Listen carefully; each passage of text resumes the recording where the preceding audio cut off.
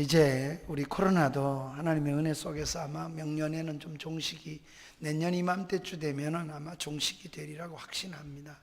그래도 또 아직 우리가 약이 다 우리 보급이 되기 때까지는 삼가 조심을 해야 할 것입니다. 믿음으로 잘 이겨내시고 또 하나님의 은혜 속에 잘 종식되기를 위해서 기도하며 잘 감당해내시는 우리 교우들이 되어져야 하겠습니다. 오늘이 우리 추수감사주일로 지냅니다.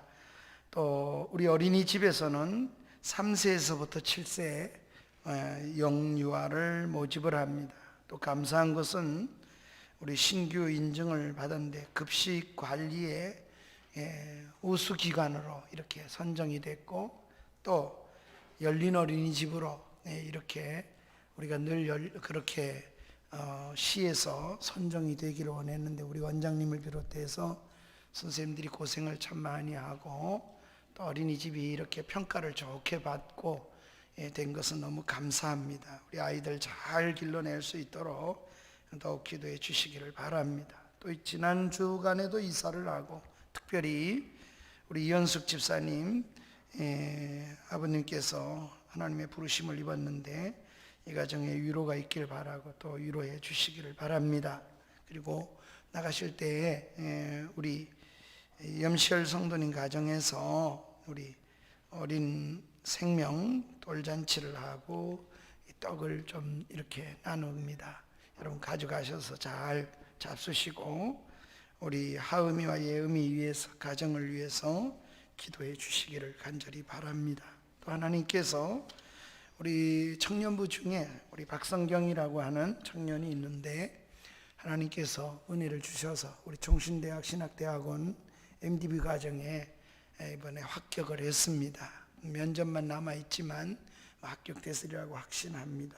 위에서 기도해 주시고 주의 딸이 또 잘 주님 앞에 쓰이기를 위해서도 기도해 주시기 바랍니다.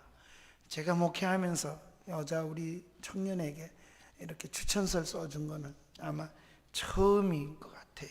네, 제가 이렇게 추천해 달라 그래도 신학교 추천을 제가 잘 안 해줬는데 아주 기쁘게 추천을 했습니다. 하나님께서 영광을 받으실 줄도 확신하고 MDB 과정을 잘 마칠 때까지 3년을 위해서 기도해 주시면 아주 귀한 일꾼으로 세워지리라고 확신합니다. 우리 옆 사람 한번 축복할까요? 주의 이름으로 사랑하고 또 축복합니다. 2부 예배 올라오신 여러분 주의 이름으로 환영합니다. 우리 함께 일어나셔서 찬양하며 예배로 나가겠습니다. 예수 우리 왕이여 이곳에 오셔서 우리가 왕께 드리는 영광을 받아 주소서. 우리는 주님의 백성, 주님은 우리 왕이라. 왕이신 예수님 오셔서 찾아와서 다스리소서.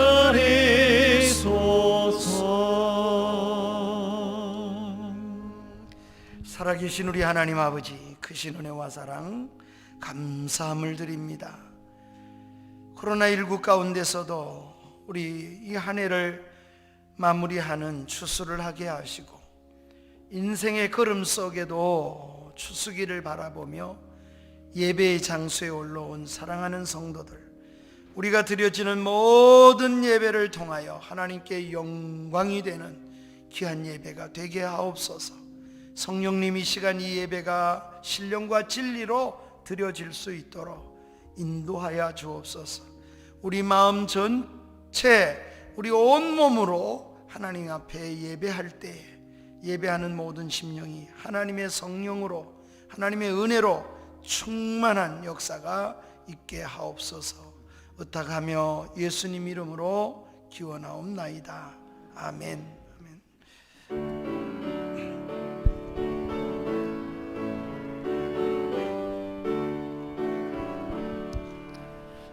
주의 금원 강림하사 찬송하게 하소서.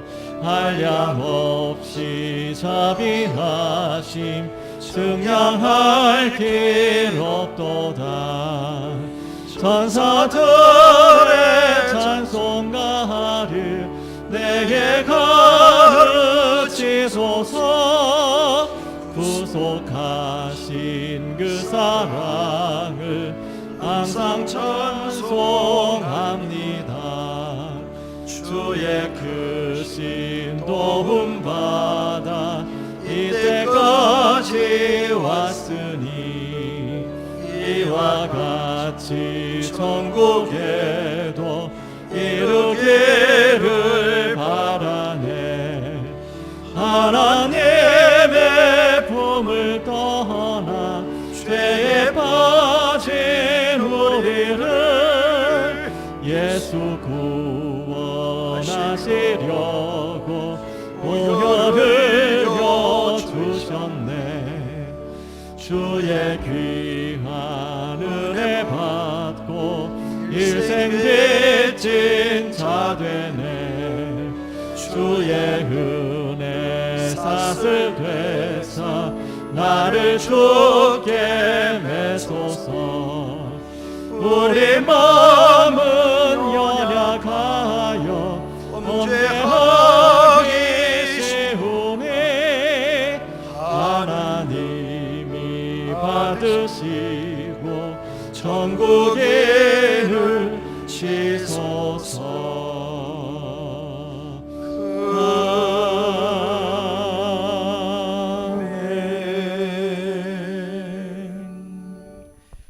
전능하사 천지를 만드신 하나님 아버지를 내가 믿사오며 그 외아들 우리 주 예수 그리스도를 믿사오니 이는 성령으로 잉태하사 동정녀 마리아에게 나시고 본디오 빌라도에게 고난을 받으사 십자가에 못 박혀 죽으시고 장사한 지 사흘 만에 죽은 자 가운데서 다시 살아나시며 하늘에 오르사 전능하신 하나님 우편에 앉아 계시다가 저리로서 산자와 죽은 자를 심판하러 오시리라. 성령을 믿사오며 거룩한 공예와 성도가 서로 교통하는 것과 죄를 사하여 주시는 것과 몸이 다시 사는 것과 영원히 사는 것을 믿사옵나이다. 아멘. 아멘. 우리 교동문 106번째 있는 교동문 감사절 두 번째를 우리 교동문 함께 교독하겠습니다. 할렐루야. 우리 하나님을 찬양하는 일이 선함이요 찬송하는 일이 아름답고 마땅하도다.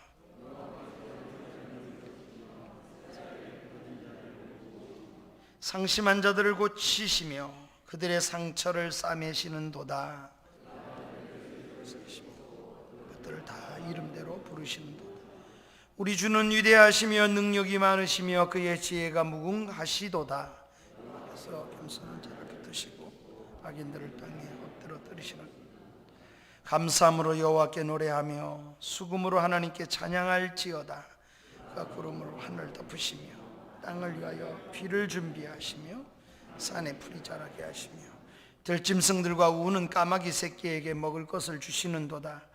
여호와는 말이 힘이 세다 하여 기뻐하지 아니하시며 사람의 다리가 억세다 하여 기뻐하지 아니하시고 여호와는 자기를 경외하는 자들과 그의 인자하심을 바라는 자들을 기뻐하시는도다. 아멘. 아멘.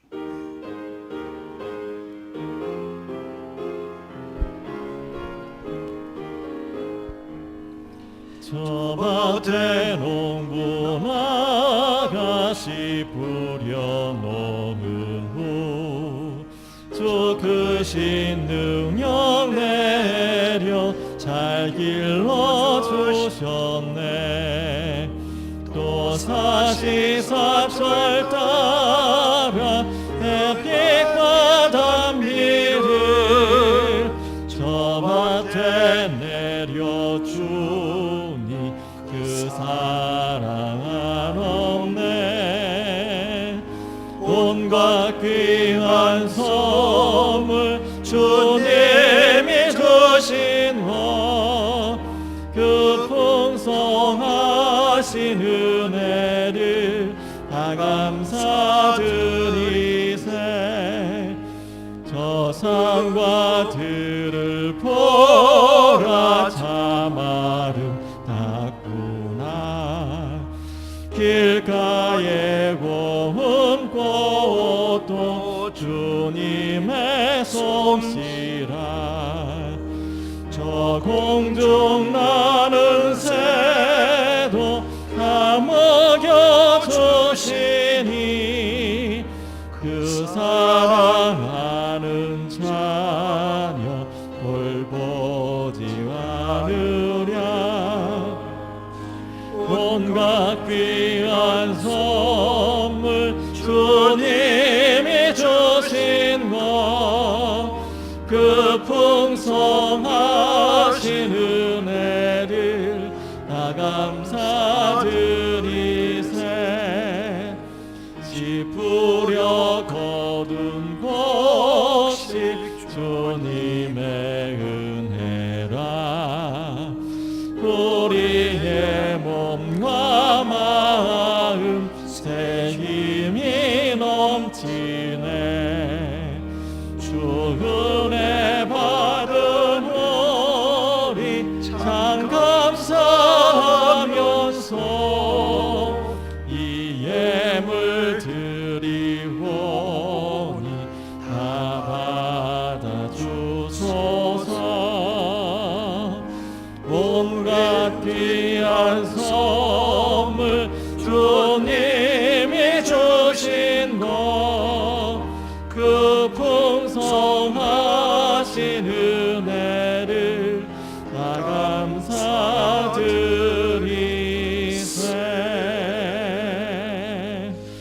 아멘.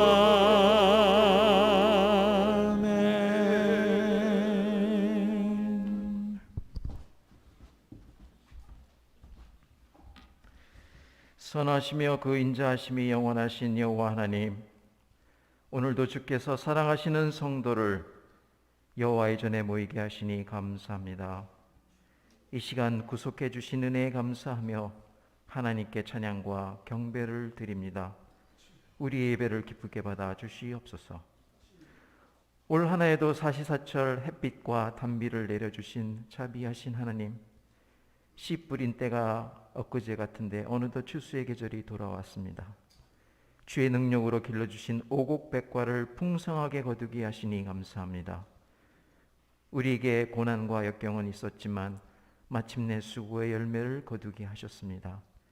주님이 주신 열매와 알곡을 감사한 마음으로 주께 드리며 이 몸과 마음도 함께 드립니다. 이토록 아름다운 결실의 계절에 우리의 믿음을 돌아봅니다. 허물과 죄로 인하여 주께서 원하신 성령의 열매를 풍성하게 맺지 못했습니다. 주 십자가의 보혈로 용서하여 주시고 우리의 믿음을 다시 회복시켜 주시옵소서. 살아계신 주께서 공중나는 새와 들의 백합화와 아궁 속에 던질 풀도 직접 먹여주시고 입히신다고 말씀하셨습니다. 하나님께서 천지 만물보다 귀하게 여기시는 하나님의 자녀된 우리가 의식주의 문제로 근심하는 죄를 짓지 않기를 원합니다. 말씀에 의지하여 먼저 주의 나라와 그의 의를 구하는 깊은 신앙을 체험하는 복을 내려주시옵소서. 오늘도 주의 말씀에 갈급한 심령으로 이 성전에 올라왔습니다. 메시지를 선포하는 목사님을 붙들어 주시옵소서. 성령 충만함으로 강하고 담대하게 증거하도록 인도하여 주시옵소서. 그리하여 말씀을 순종하는 가운데 우리 예배와 가정과 사업이 회복되는 역사를 이 시간 체험할 수 있도록 복을 내려 주시옵소서. 질병으로 인해 고통받고 있는 주의 자녀가 기적적으로 치유되는 역사도 일어나게 하여 주시옵소서. 또한 우리의 자녀들이 말씀으로 무장하여 온유하고 겸손하고 바르고 굳세게 살아가는 지혜를 허락하여 주시옵소서. 그리하여 남부 공동체에 속한 모든 심령이 주 안에서 믿음의 풍성한 결실을 거두게 하소서. 이 예배를 통해 감격이 넘쳐나게 하시옵소서. 하나님의 임재를 체험하게 하여 주시옵소서. 주 예수 그리스도의 이름으로 기도합니다. 아멘.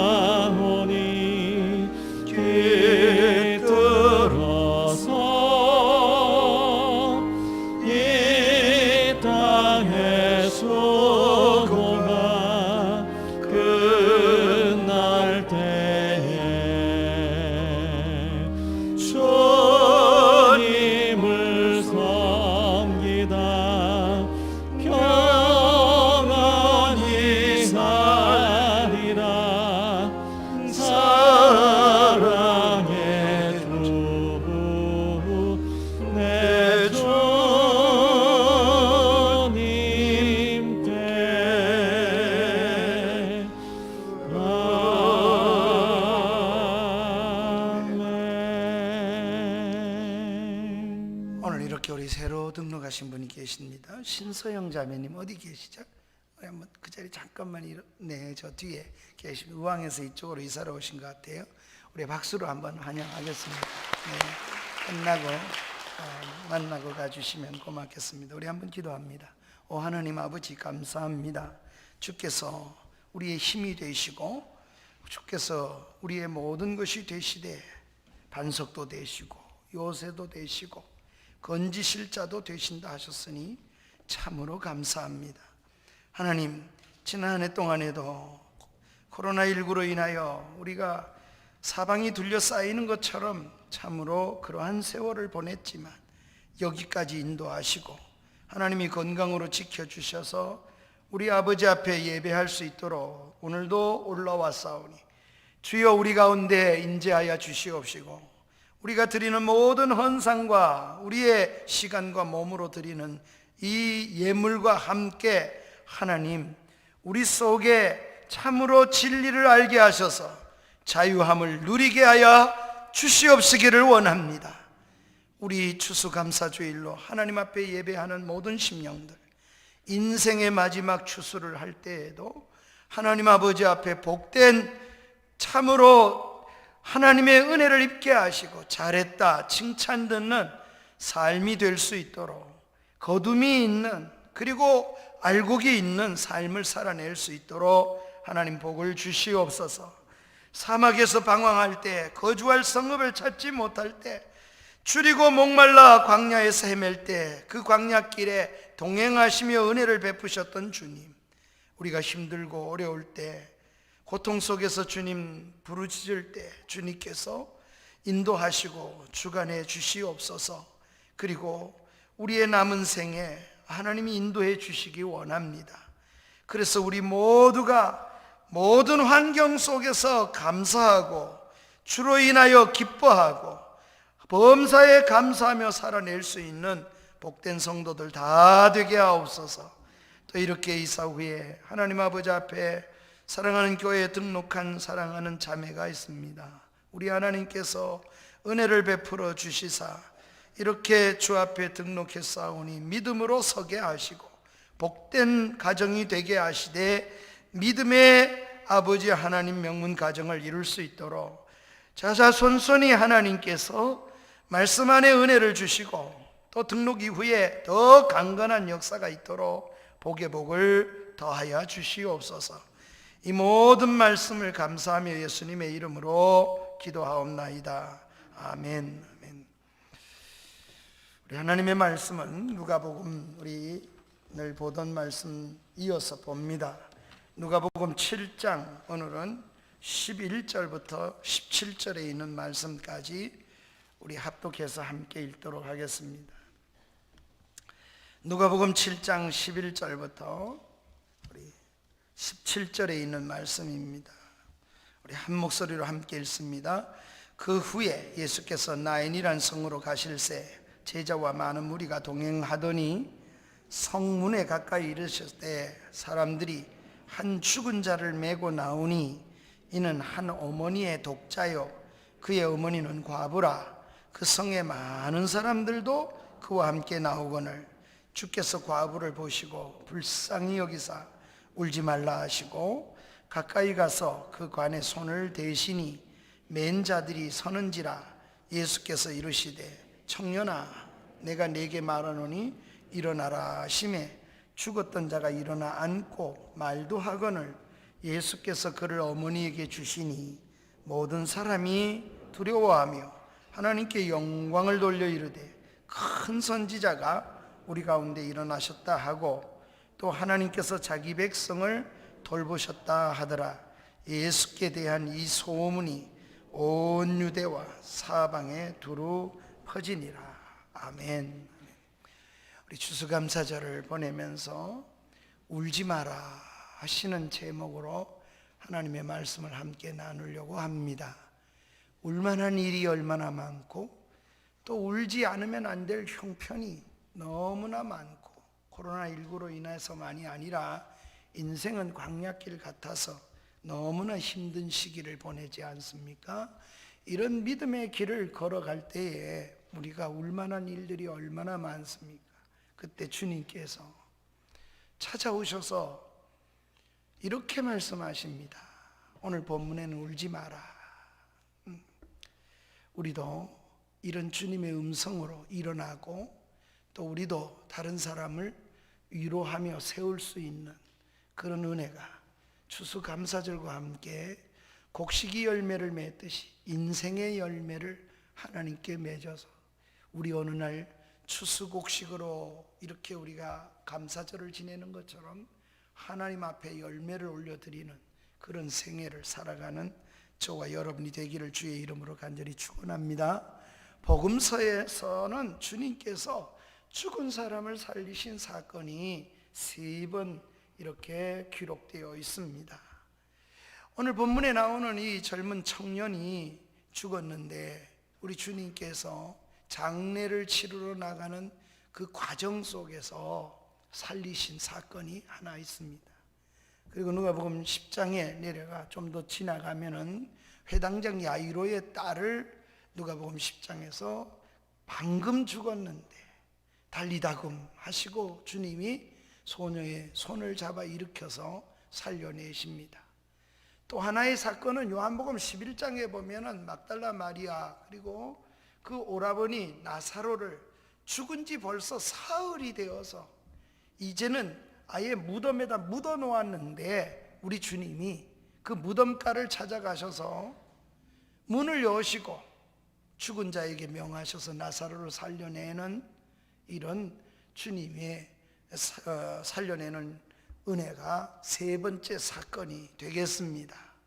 이처럼 예수님은 남자든 여자든 그리고 나이가 많은 사람이든 젊은 사람이든 간에 주님이 살려내실 수 있음을 보여주셨고 또 죽은 자가 방금 죽었든지 장례를 치르는 과정 속에 있든지 아니면 장례를 치러서 이미 무덤에 묻었든지 상관없이 우리 주님이 죽은 자를 살려주실 수 있는 분이시라는 것, 우리 주님에게는 그런 능력이 전혀 하나도 어려운 일이 아니라는 사실을 잘 보여주는 그런 내용이 성경의 3가지 사건 속에 담아주신 교훈입니다.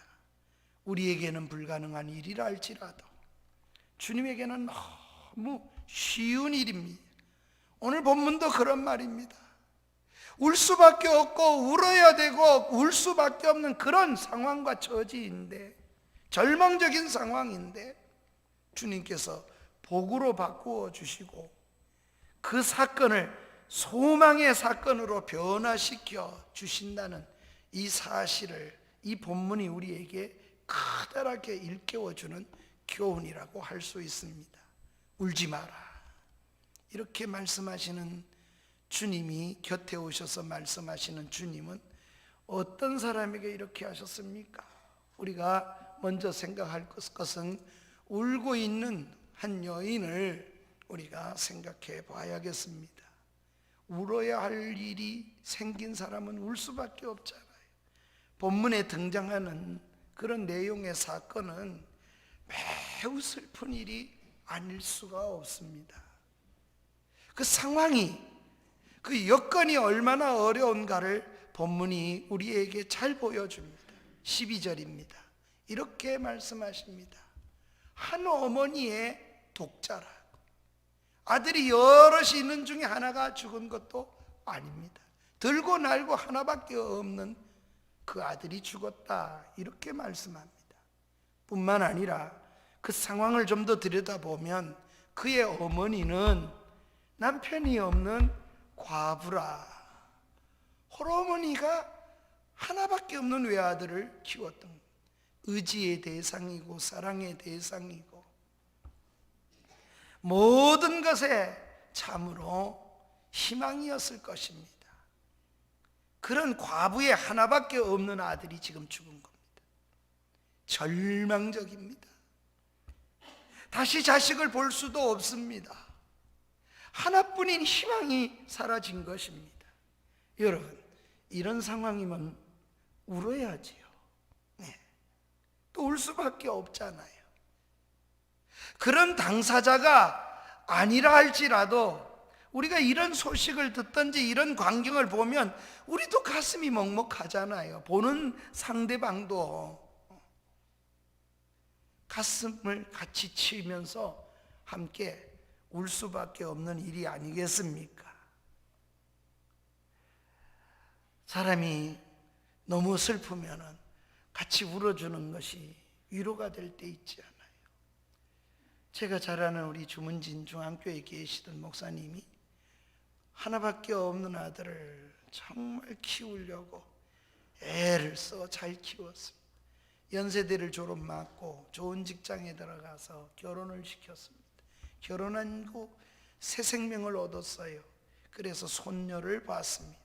손녀가 딱 3개월 되던 때에 같이 졸업한 친구가 인생을 너무 낙심이 됐는지 목사님 아들을 좀 낳으라고, 그래서 차를 태우고 이 친구가 통일로를 가는데, 그 통일로가 차를 얼마나 달립니까? 그런데 그것도 달리는 게 아니라 역주행을 일부러, 자 죽으려고 일부러 그 친구가, 그런데 혼자 죽기가 그래서 그랬는지 목사님 아들을 불러내가지고 3개월밖에 안 된 딸을 둔 며느리를 두고 정면으로 충돌을 해서 죽었어요. 그러니 차는 뭐 어떻게 됐겠어요? 사람은 어떻게 됐겠어요? 즉사했습니다. 목사님 아들이 그렇게 가버린 거예요. 목사님이 얼마나 많이 우시는지,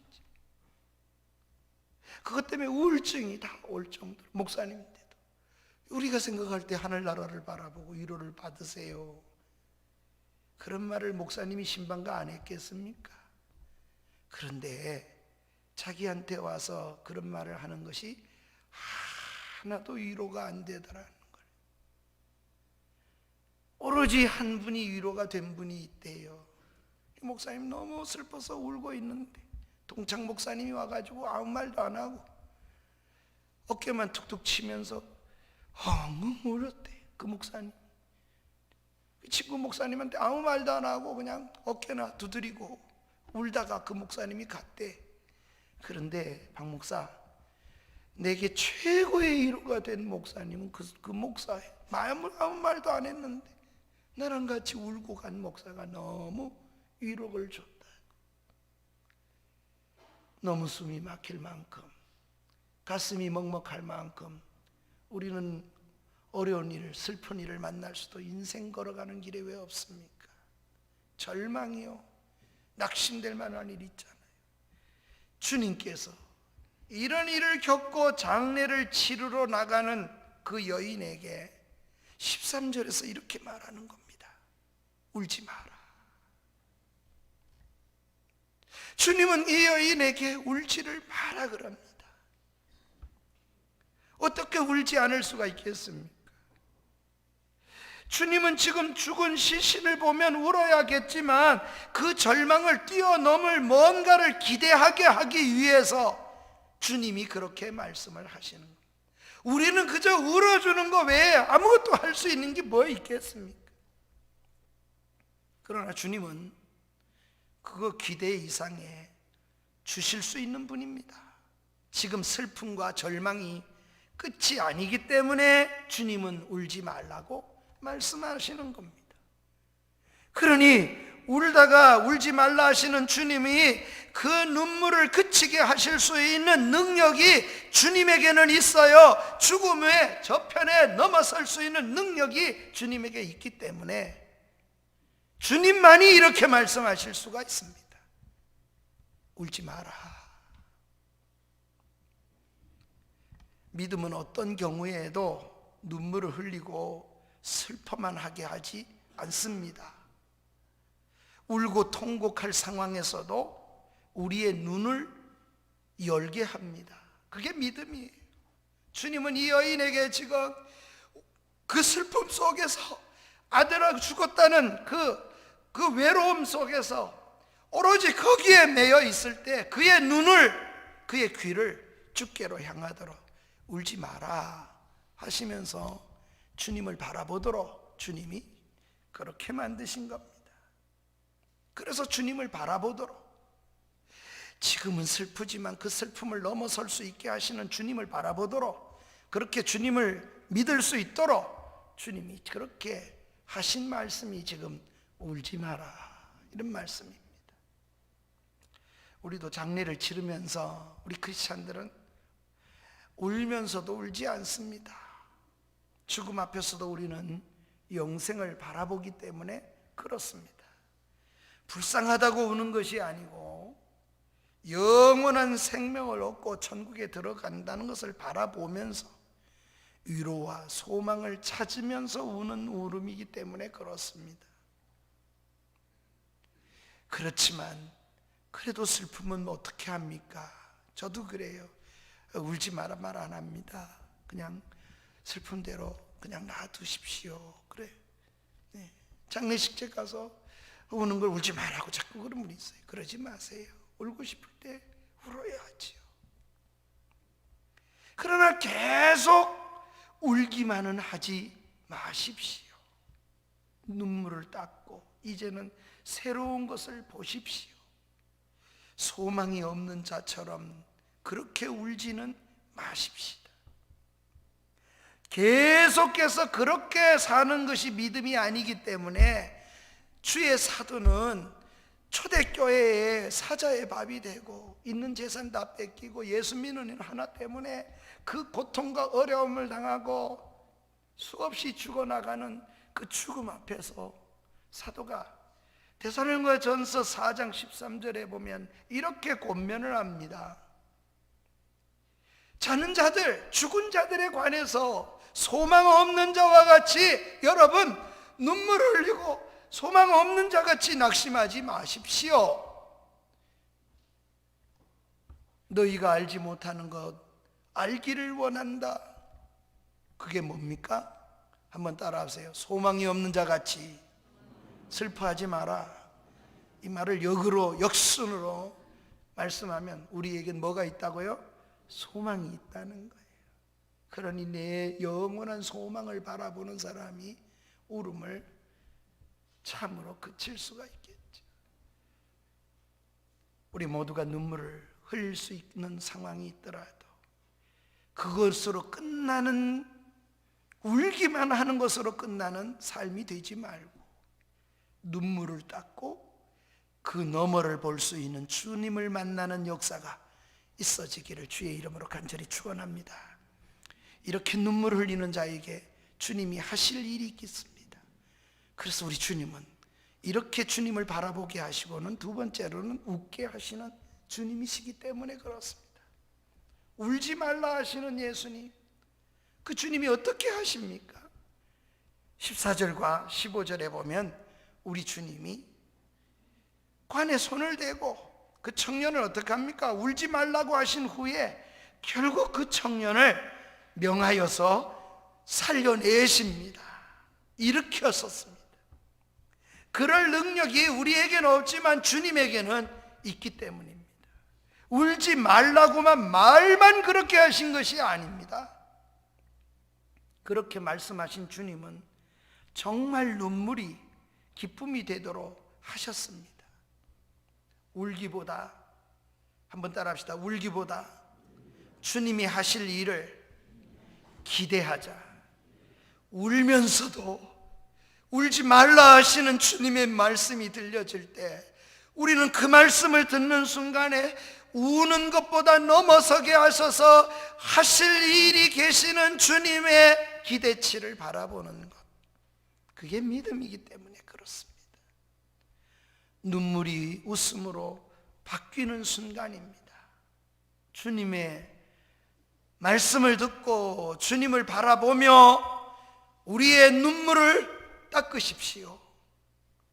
울지 말고 기도하고 울지 말고 하나님을 향하여 찬양을 올려드릴 수 있기를 축복합니다.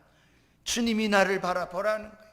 그래서 우리는 죽음 저편에 믿음으로 울지 말라 하시는 주님의 음성을 따라 살아가는 자들입니다.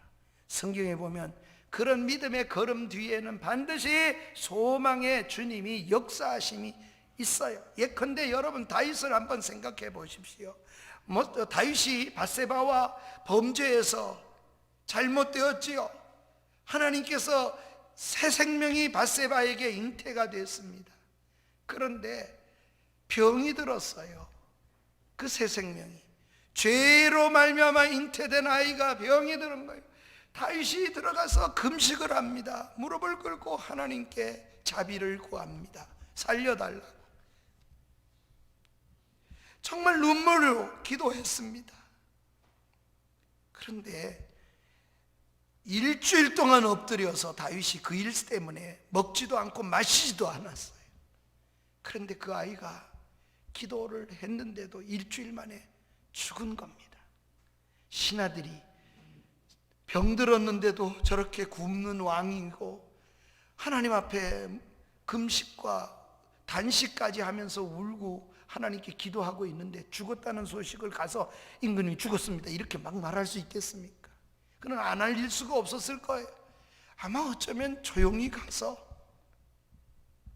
아마 두려웠을지도, 전달 안 해줄 수가 없어서 두려웠을지도 몰라. 신하는 다윗에게 가가지고 아이가 죽었습니다 이렇게 이야기를 했어요.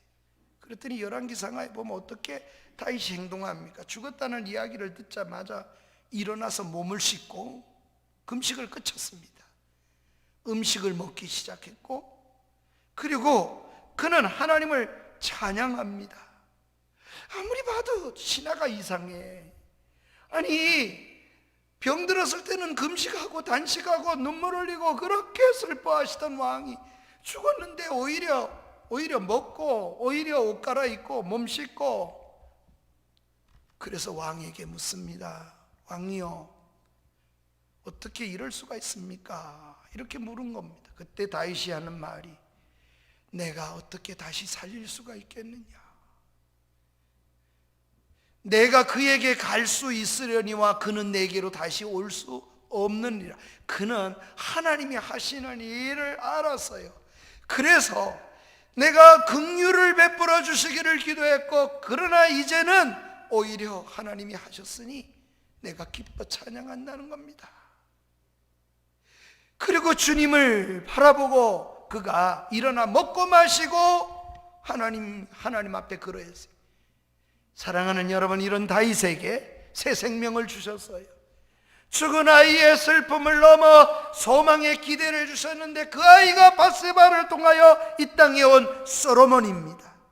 전무후무한 왕이요, 역대에 하나님 앞에 가장 지혜로운 아들을 하나님이 허락해 주십니다. 이게 다윗이 얻은 소망의 기대치입니다. 다니엘을 생각해 보십시오. 기도하는 것 때문에 사자굴에 들어갈 판이 되었습니다. 그런데 다니엘은 사자굴에 들어갈 것을 다 알면서도 다니엘 3장 10절에 보면은 그가 어인이 찍힌 걸 알고도 전에 행하던 대로 창을 열고 예루살렘 성을 향하여 하루에 3번씩 기도하는데, 따라하세요, 3번씩 기도하며 하나님께 감사하였더라. 여러분, 위기인데 오히려 감사합니다. 어려운 형편인데 울어야 할 때 감사했습니다. 그랬더니 하나님이 역사를 이루셨습니다. 하나님이 다니엘의 그 감사 속에 사자의 입을 봉하시고 사자의 굴에서 다니엘을 건져주셨습니다. 원망 탄식, 정말 그걸 넘어서서 하나님 앞에 설 때, 믿음으로 설 때 그렇게 바꾸셨어요. 신약의 사도행전을 읽어보면 매를 맞고 복음 전도하다가 억울하게 고통을 당한 주의 사자가 있습니다. 사도 바울과 동역자인 실라가 그렇게 매를 맞고 온몸이 다 터진 상태에 착고에 채워서 저 지하 감옥에 가두어 놓았습니다. 성경은 이렇게 말합니다. 사도행전 16장에 보면 그가 착고에 채인 속에서 바울과 실라가 그 밤중쯤 되어 여호와를 찬양하니 옥중에 있는 모두가 다 듣더라. 그 중에 있는 사람들이 다 들을 만큼 밤이 되면 고통이 더하잖아요. 아픈 건 뭐든지. 그런데 오히려 감사 찬송을 드리는데 옥중에 있는 사람들이 다 듣더라고요. 소망 속에 하나님을 바라봤습니다. 울지 마라, 울고만 있지 않았어요. 하나님은 그 울음을 그치게 하실 뿐만 아니라 비명과 시름소리가 아닌 찬송과 기도 가운데 놀랍게도 감옥의 문이 열려지고 책구에 채웠던 모든 것이 풀려나서 그 감방을 지키던 간수를 구원해내는, 너와 내 집이 구원을 받으리라, 오직 주 예수를 믿으라, 그리하면 너와 내 집이 구원을 얻으리라, 이 성경 구절이 기록될 수 있는 하나님의 은혜가 임하게 되지 않았습니까? 사랑하는 여러분, 그렇게 울지 마라 말씀하시는 주님의 음성으로 저와 여러분이 일어날 수 있기를 주의 이름으로 축원합니다. 주님만이 그럴 수 있기 때문입니다. 이 말씀을 듣는 여러분이 주님만이 하실 수 있는 말씀이에요. 이제 주님이 이 여인의 눈물을 감격으로 바꾸어 주시는 중에 하신 일을 보면서 우리도 주님 앞에 우리가 어떻게 우리 삶에 적용하며 살아야 되겠습니까? 주님의 모습을 우리가 어떻게 닮아가야겠습니까? 먼저 한번 따라합시다. 고통 중에 있는 자를 찾아가시는 예수님을 배우자. 아멘. 이 여인에게 누가 찾아갑니까? 주님이 찾아가셨습니다. 우연히 만난 것처럼 보여요. 11절과 12절에 보면은 성문에 들어가고 성문에 나옵니다. 예수님은 들어가고, 살리는 예수님은 들어가고, 죽은 자는 성문을 바깥으로 나옵니다. 바로 그 성문에서 주님이 만나게 된 것입니다. 이것은 주님이 눈물과 고통의 현장을 찾아가신 겁니다. 우연인 것 같이 성경이 이렇게 기록해 놓았지만 이건 우연이 아니라 의도적으로 그 성을 주님이 가신 겁니다. 어떻게 하시려고? 그 눈물을 씻어주시고 그 슬픔을 일어나게 하시기 위해서 주님이 그곳에 찾아가신 겁니다. 한번 따라합시다. 문제의 현장에 주님이 계셨다. 문제의 현장에 주님이 계셨기 때문에 이런 역사가 있습니다. 우리가 힘들어할 때, 우리가 눈물 흘릴 때 내 곁에 이미 찾아와 계신 주님을 여러분 만날 수 있기를 주의 이름으로 축원합니다.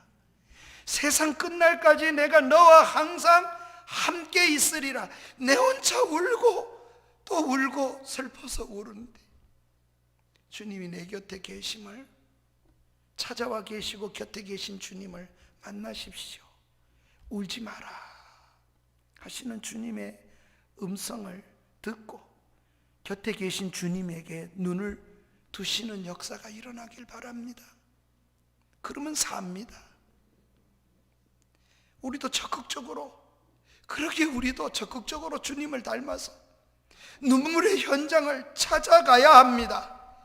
우리도 주님처럼 살려낼 수는 없어도 누군가를 눈물을 닦아 주어야 그게 믿는 일을 하는 것이지요. 또 하나 주님은 찾아가시고 이렇게 두 번째는 하십니다. 따라하십시다. 보시고 불쌍히 여기셨다. 주님은 보시고 불쌍히 여기셨어요. 13절에 보면 이렇게 말씀합니다. 과부를 보셨어요. 그 형편과 처지를 보셨어요. 그리고 불쌍히 여기셨다는 것. 주님은 고통의 현장을 보시고 불쌍히 여기셨습니다. 우리도 주님의 이런 마음을 우리가 가져야 합니다. 우리도 주님의 이런 마음이 필요합니다. 이게 동정입니다. 슬픈 일을 보면 함께 슬퍼하는 것, 같은 동자, 같은 정. 그러니 여러분 생각해 보세요. 같은 감정을 갖는 겁니다. 슬퍼하는 사람을 보며 같이 슬퍼하는 감정을 갖는 거지. 이게 우리 믿는 일에 너무 중요해요. 여러분, 믿음은 삶과 함께 있는 거예요. 그래서 관념적으로 예수를 믿어서는 결코 안 돼요. 그런 예수를 여러분 만나지 않기를 바랍니다. 주님과 함께 걷는 걸음이 되십시오. 그렇기 전까지는 우리는 정말 믿음이 아니기 때문에 그래요. 어쩌면 지식적으로 잘하는 믿음이 될 수도 있기 때문에 그렇습니다. 뒤에 가면 우리가 누가복음 10장에 가면 강도 만난 사람 이야기가 주님이 하십니다. 그런데 거기에 사람들의 반응이 나타나는 걸 주님이 예화 속에 담아 주셨습니다. 사마리아 사람이 내려가고 레위인도 내려가고 제사장도 내려갑니다. 예루살렘에서 사마리아로 내려가다가 강도 만난 사람이 있었습니다. 레위인도 제사장도 그냥 지내쳤습니다. 슬프구나, 강도 만났구나, 그렇게 알았어요. 그러나 사마리아 사람은 성경이 이렇게 말합니다. 그때 이런 말이 나와요. 따라합시다. 보고 불쌍히 여겨. 거기에 이 단어가 써야지. 보고 불쌍히 여겨. 그래서 어떻게 합니까? 누가복음 10장 33절에 보면 그가 나귀에 태워가지고 그를 데리고 가는 거죠.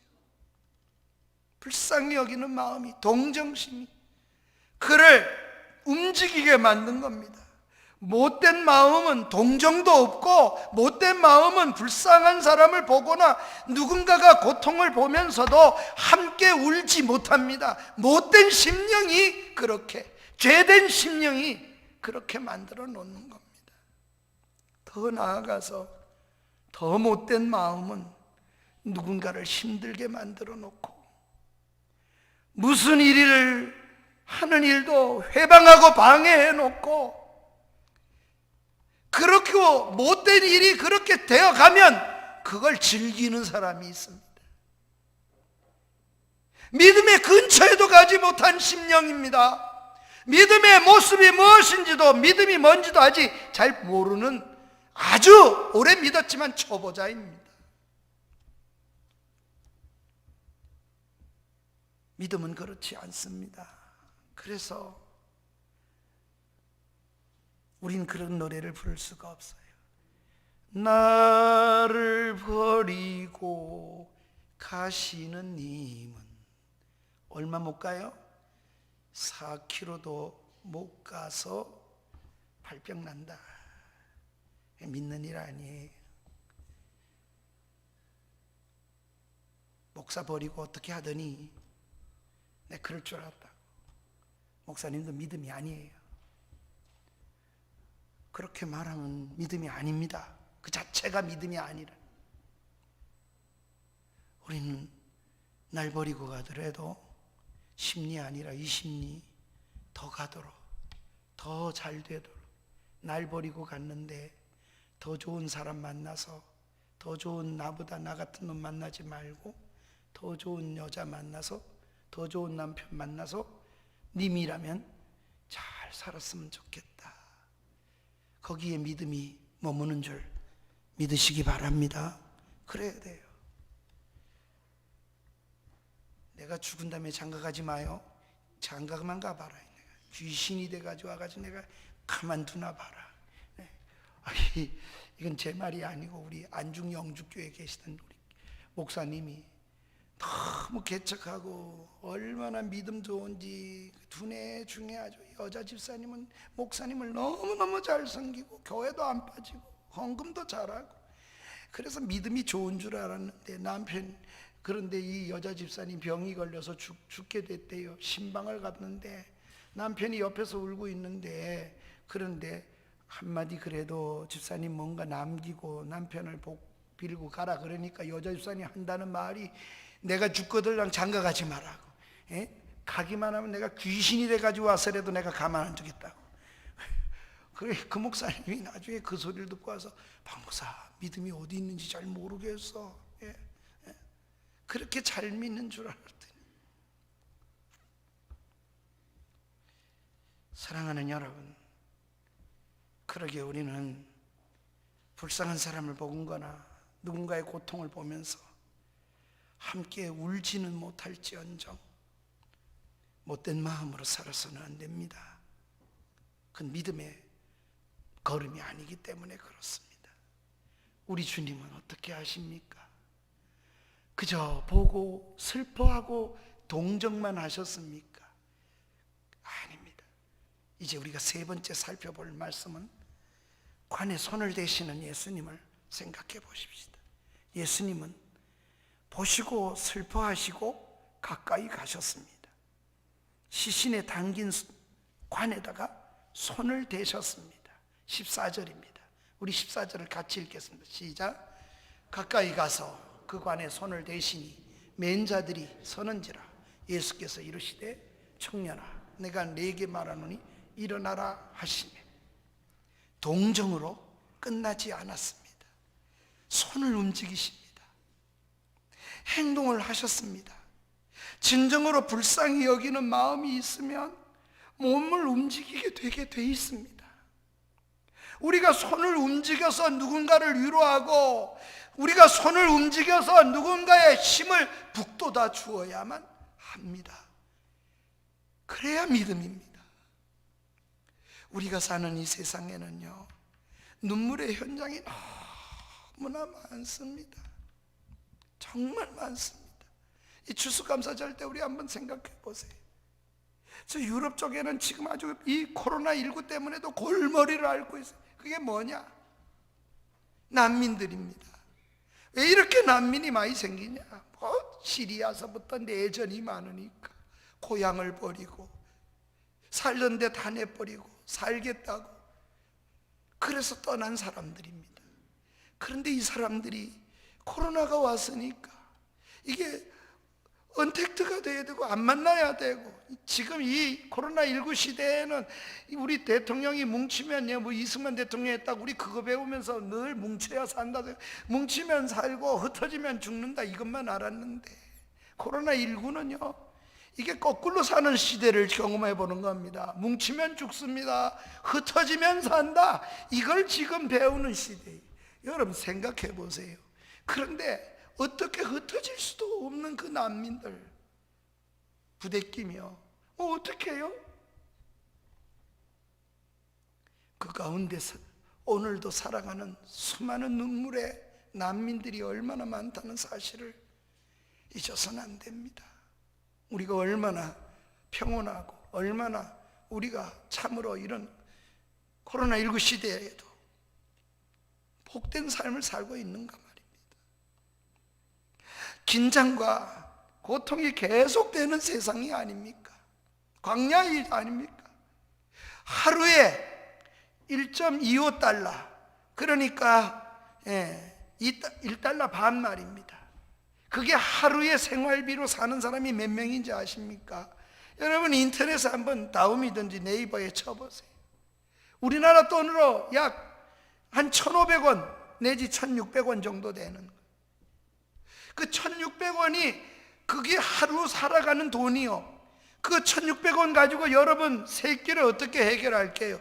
이렇게 살아가는 이 땅의 지구상의 사람이 얼마나 되나? 인터넷 보니까 14억 명이요. 14억 명. 지금도 그렇게 살아내는 인생이 14억 명이나 이 지구상에 있어요. 먹는 거 하나 해결하지들 못해서 눈물로 살아가는 인생들이 얼마나 많은지 아십니까? 오늘도 몇 초에 한 명씩 굶주림으로 아이들이 죽어가고 있잖아요. 10살도 안 된 아이들이 학교 가야 할 나이잖아요. 그러니 뭐 이게 아마 4-5살 뭐 움직이기만 하면 노동판에 끌려가서 노동에 시달리는 아이들이 얼마나 많습니까? 이런 세상에, 눈물이 가득한 세상에 우리가 찾아가 불쌍히 여기고 가까이 가고 손을 내밀고 눈물을 조금이라도 그치게 하는 일에 일부러라도 감당하기 위해서 힘을 써야 되지 않겠습니까? 그러기에 예배당 크게 지었다고 자랑할 거 하나 없습니다. 오히려 하나님 아버지 앞에 우리가 물론 짓는 거 잘못됐다 제가 말하고 싶지는 않아요. 필요하면 지어야죠. 그러나 우리 심정이 주님의 심정이 있느냐 없느냐 이런 말씀을 하는 겁니다. 우리가 드려진 헌금이 어떻게 사용되어지고 어떻게 쓰여져야 되는 걸 우리가 어떤 눈으로 가슴으로 애쓰며 우리가 살아내야 되겠는가. 우리가 그런 일에 또 동참하도록 만들어내는 일이, 그걸 요구하는 게 목사의 설교요? 그렇게 하는 설교가 잘하는 설교요? 그렇게 하는 것이 하나님의 저는 뜻이라고 생각합니다. 우리는 믿음 안에서 살아내야 합니다. 주님이 울지 마라 이런 말씀하시고, 그리고 주님은 해결하셨습니다. 말씀을 정리해 봅시다. 누군가의 눈물을 닦아주십시다. 위로하는 사람과 격려자로 살아가십시다. 눈물 흘리는 사람을 일으켜 세우는 일에 쓰여지십시다. 죽은 자를 살려내는 능력은 우리에게 없지만 위로하고 함께 울어줄 수는 있는 게 우리에게 주신 하나님의 능력이잖아요. 믿음으로 산다는 말은 그래서 이렇게 사는 것, 그리고 이렇게 사는 겁니다. 울리지 말고 삽시다. 나 때문에 눈물 흘리게 하지 않으려고 그렇게 살아야 돼. 남편은 아내의 눈물을 내가 흘리지 않게 해야겠다. 내 생에서 그런 걸음을 믿음으로 놓는 거예요. 그게 믿는 일하는 거라니까요. 교회 와서 성경 많이 외우고 그렇게 교회 한 번도 안 빠지고 철학기도 날마다 해도 만약에 믿음의 그런 삶이, 그런 마음의 움직임이 없다 그러면 그 믿음 헛거예요. 가짜일지 몰라요. 지식일지도 몰라요.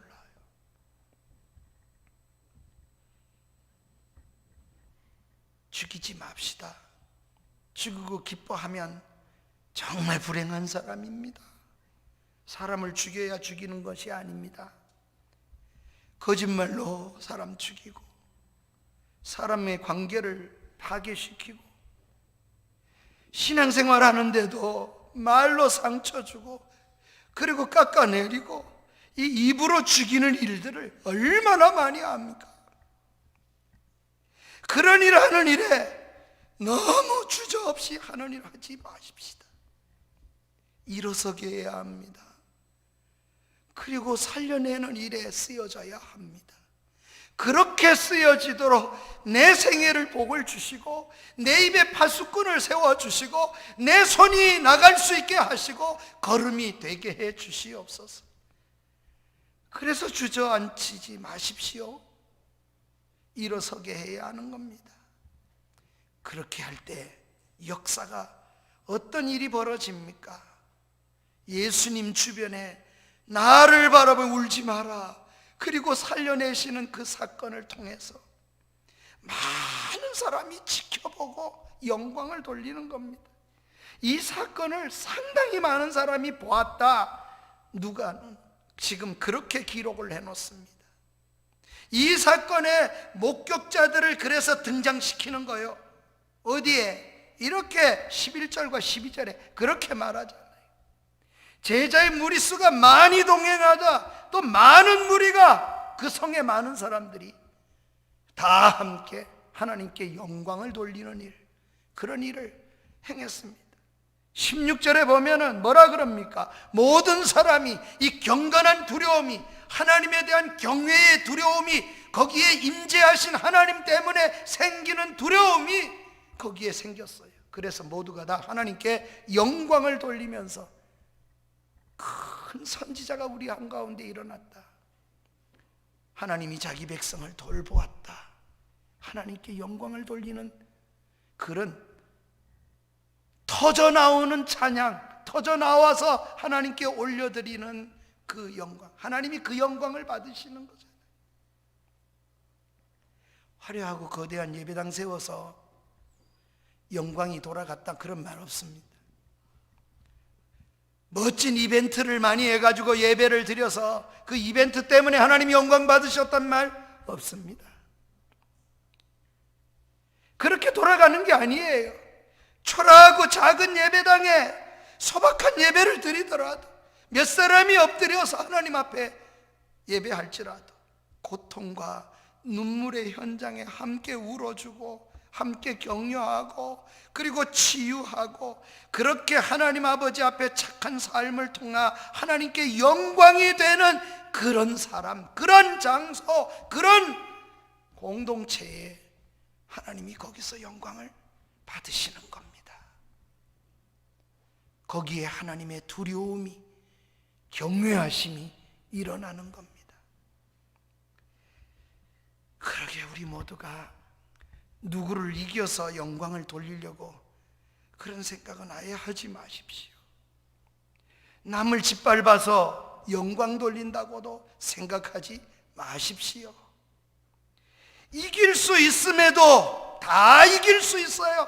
그래도 져주기도 하고, 혼자 다 먹을 수 있어요. 그래도 나누어 주면서 모자란 듯이 그렇게 살아내야 하나님께 영광을 돌려드릴 수 있는, 하나님이 거기에 임재고 하나님이 나타나실 수 있는 그런 여백이 생기는 삶이 될 것입니다.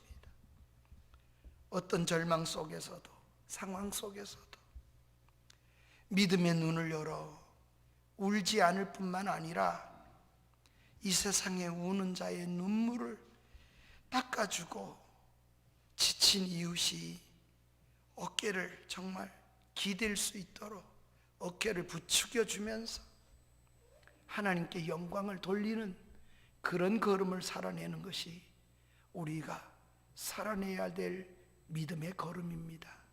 그렇지 않으면 우리는 구경꾼이 될 겁니다. 믿음의 사람으로 살아내십시다.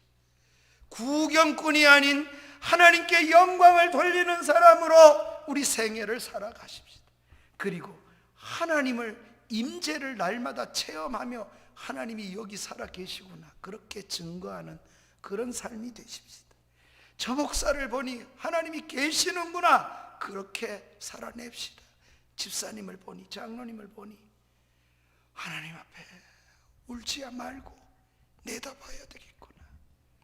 울지 말라 하시는 주님의 너무 믿음으로 내다볼 수 있는 그런 은혜가 나로 인하여 참 선지자가, 큰 선자가 일어났도다, 하나님께 영광을 돌리는 일이 나로 인하여 생겨지고 또 드려지는 역사, 이 한 주간 내내 있어서 인생의 추수를 하는 날, 그 열매 가지고 주님 앞에 열매를 드리는 추수감사절, 정말 복된 열매를 드리는 그런 감사를 드릴 수 있는 우리의 남은 생애, 인생이 되기를 주의 이름으로 축복합니다. 우리 말씀을 기억하며 우리 다 같이 일어나셔서 찬양을 드리는데, 나의 등 뒤에서 나를 도우시는 주, 문제의 현장에 주님이 계십니다. 우리가 힘들어할 때, 눈물 흘릴 때 내 곁에 이미 찾아와 계시는 주님을 바라보십시다. 눈물의 적극적인 현장에서 나도 찾아갈 수 있고 나도 주님의 모습을 담게 해주세요. 이건 결심이요, 은혜 받은 자의 몫입니다. 나의 등 뒤에서 나를 도우시는 주, 나의 인생길에서 지치고 고나여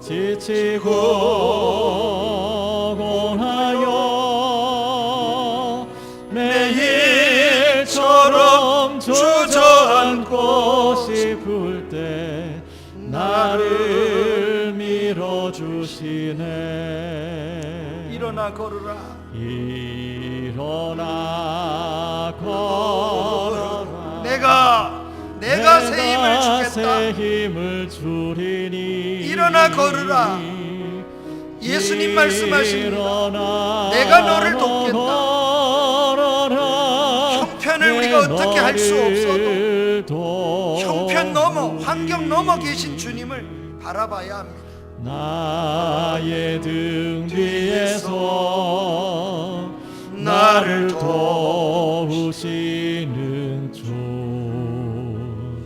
평안히 길을 갈 때 보이지 않아도 지체고 고나여 넘어질 때면 다가와 손 내미시네. 일어나 걸어라 내 것에 힘을 주리니.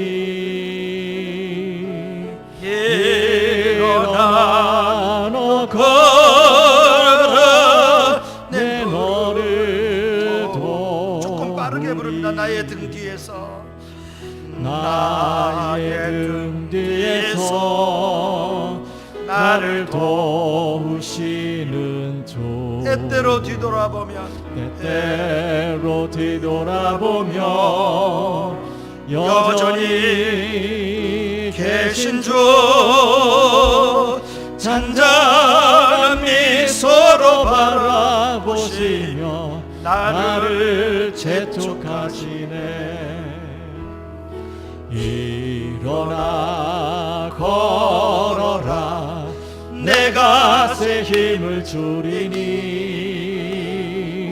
일어나 너 걸어라 내 너를 도우리. 우리 3절은 박수하면서 한 번 더 합니다.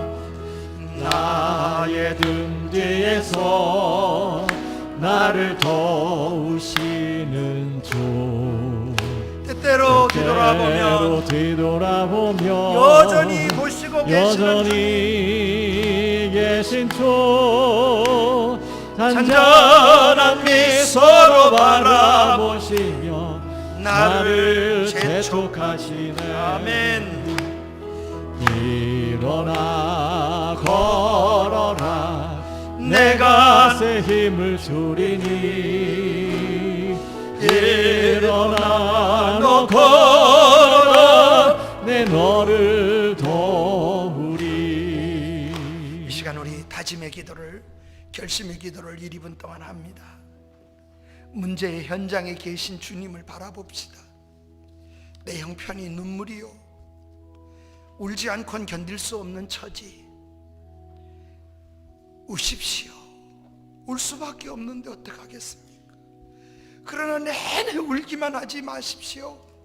주님의 음성을 들으십시오. 울지 마라. 울지 마. 주님의 음성을 듣고 현장에 계신 주님을 바라보십시오. 그렇게 말씀하시는 말씀의 주님께 눈을 두십시오. 그러면 주님이 소망으로 우리의 환경을 뛰어넘는 걸 보도록, 그래서 믿음으로 우리는 사는 겁니다. 주의 말씀을 붙잡고 이 한 주간을 살아내고 남은 때를 살아내고 내 생에 내가 힘들고 어렵지만 이 모든 걸 감당해낼 수 있도록 주여 나로 하여금 하나님 그렇게 하옵소서. 내 믿음이 거기에 머무르는 게 아니여 다른 사람의 눈물을 닦아줄 수 있는 믿음을 쓰는 자가 되게 해주옵소서. 그런 인생을 내 열매로 삼고 걸어갈 수 있도록 예수님의 작은 손이 되게 해주옵소서. 우리 주여 한번 부르고 한 1~2분 동안 다짐하여 기도합니다. 주여, 주님께서 긍휼히 여겨주시옵소서. 아버지, 의도적으로 찾아가신 주님, 힘들어할 때 눈물을 흘릴 수밖에 없고, 우리가 눈물을 흘릴 때 나 혼자인 줄 알았는데 이미 내 곁에 와 계신 주님, 문제의 현장보다도 나를 긍휼히 여기시고 은혜를 베풀어 주셨던 주님, 우리 주님으로 인하여 나도 일어나게 하시고 눈물의 현장을 찾을 수 있는, 닦아줄 수 있는 하나님의 사람이 되게 해 주옵소서. 보시고 불쌍히 여기셨던 주님, 나도 그렇게 되게 해 주옵소서. 관에 손을 대시고 가까이 가셔서 말씀하셨던 주님, 내게 가까이 계시고 나를 만져주시옵소서. 그리고 새 생명을 주시옵소서. 이 영광이 하나님께 돌아갈 수 있도록 생애를 바꾸어 주시옵소서. 내 환경을 바꾸어 주시옵소서. 내 생애를 바꾸어 주시옵소서. 살아계신 하나님 아버지, 우리 모두가 추수감사주의를 보냅니다. 인생의 추수감사절도 내다볼 수 있게 해주옵소서. 때가 되면 과실도 곡식도 열매를 맺어야 되는데, 인생도 열매를 맺어야 될 터인데, 우리 하나님 아버지, 우리도 그렇게 살게 하옵소서. 그러나 우리가 사는 세상에 눈물이 많습니다. 우리가 사는 세상이 너무나 힘들고, 또 아버지 하나님 어려운 현장이 우리의 삶입니다. 긴장이 계속되고 고통이 계속되는 세상입니다. 그러나 하나님, 우리 현장에 계신 주님을 만나게 해 주옵소서.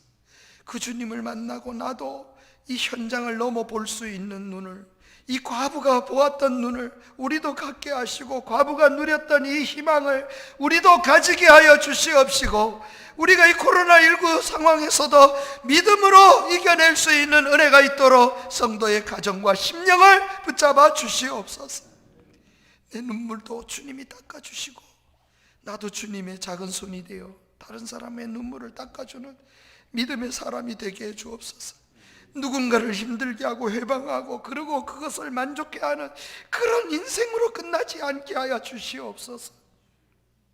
누군가의 눈물에, 누군가의 고통의 현장에 뛰어져서 함께 울고 격려하고 치유하는 삶을 통해서, 그런 인생을 통해서, 그런 각오의 결심을 통하여 하나님께 영광을 돌리는 그런 은혜, 그런 경건이 우리 삶 속에, 가정 속에, 내 생애 속에 맺혀지는 열매가 되게 하옵소서.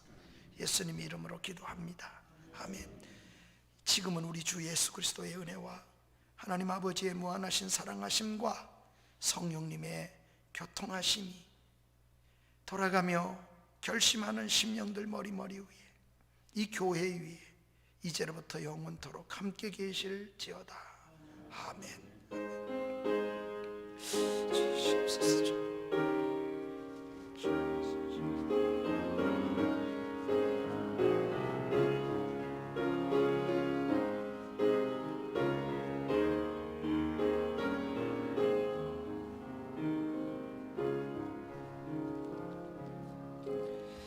안녕히 돌아가시되 하나 광고는 좀 더 듣고 가시기 바랍니다. 차량을 올라오는 길에다가는 꼭 세우지 말아 주십시오. 버스가 올라올 수가 없고 교행을 할 수가 없으니까 차량 올라오는 길에는 주차장에 좀 세워 주시면 고맙겠습니다.